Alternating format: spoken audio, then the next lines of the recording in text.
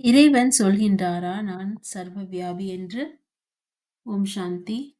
சாஸ்திரங்களில் சொல்லப்பட்டது, அதாவது இறைவன் உவாச்ச, பகவான் உவாச்ச, நான் சர்வவியாபி என்று எழுதியிருக்கின்றார்கள்.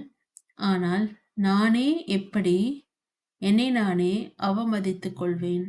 நான் பன்றிகளிலும் நாய்களிலும் பூனைகளிலும் இருக்கின்றேன் என்று நானே என்னை எப்படி அவமதித்துக் கொள்வேன் என்று தந்தை கேட்கின்றார். நான் எப்படி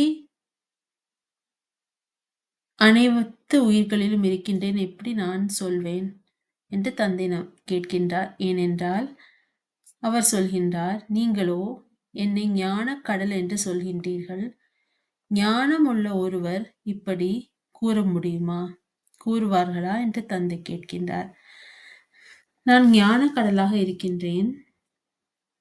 நான் அனைத்து தந்தைகளுக்கெல்லாம் தந்தையாக இருக்கின்றேன். அந்த லௌகிக தந்தை கூட என்னைதான் நினைவு செய்கின்றார்.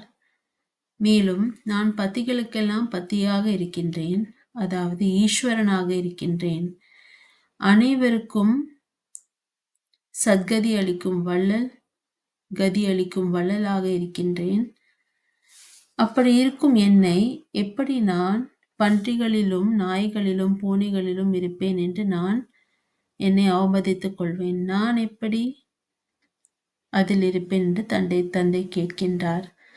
ஏனென்றால் நானோ தந்தையாக இருப்பவன், பரம தந்தையாக இருப்பவன், பரந்தாமத்தில் இருக்கின்றேன். இப்பொழுது இந்த பிரம்மாவின் உடலை கடனாக பெற்றுக்கொண்டு உங்களுக்கு ஞான கடலாக இருந்து ஞானத்தின் ஆஸ்தியை கொடுத்து கொண்டிருக்கின்றேன்.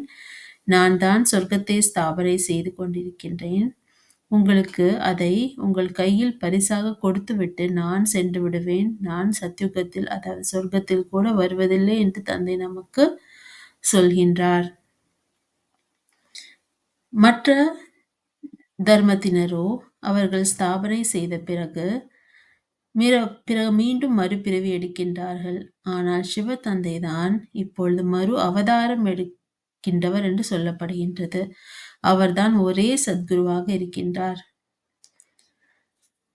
ஏனென்றால் அவர் இறப்பு பிறப்பு என்ற சொல்லில் வருவதில்லை.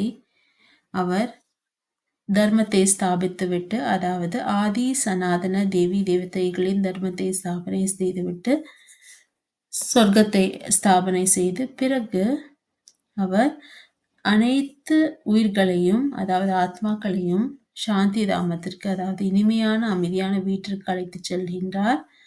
சென்றுவிட்டு அங்கேயே அவர் ஓய்வெடுத்து விடுகின்றார். சொர்க்கத்திற்கு கூட அவர் வருவதில்லை என்று அவர் சொல்கின்றார். ஆகையால் நாம் இப்பொழுது இதை புரிந்து கொள்ள வேண்டும். தந்தை எவ்வளவு சுயநலமில்லாத சேவை செய்கின்றார். குழந்தைகளுக்காக அவர் கருணை உள்ளம் கொண்டதால் அவர் நமக்காக இந்த துன்பமான துக்கமான உலகில் அவதரித்திருக்கின்றார், மறு அவதாரம் செய்திருக்கின்றார். 5000 ஆண்டுகளுக்கு பின்பு மீண்டும் அவதாரம் செய்திருக்கின்றார். இதற்கு பெயர்தான் மறு அவதாரம். அவர் பிறப்பு இறப்பு சூழலில் வருவதில்லை. ஆதலால் நாம் குழந்தைகள் அவரின் மீது அன்பு செலுத்தி அவரை சதா நினைவு செய்ய வேண்டும்.